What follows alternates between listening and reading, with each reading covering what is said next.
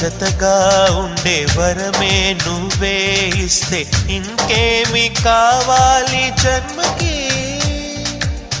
మచ్చలేని చంద్రుడిని మాట రాక చూస్తున్నా, వరస కాని బంధుని చొరవ చేసి అంటున్నా, ఇంకెప్పుడు ఒంటరినని అనరాదని, నీకు సొంతం అంటే నేనేనని.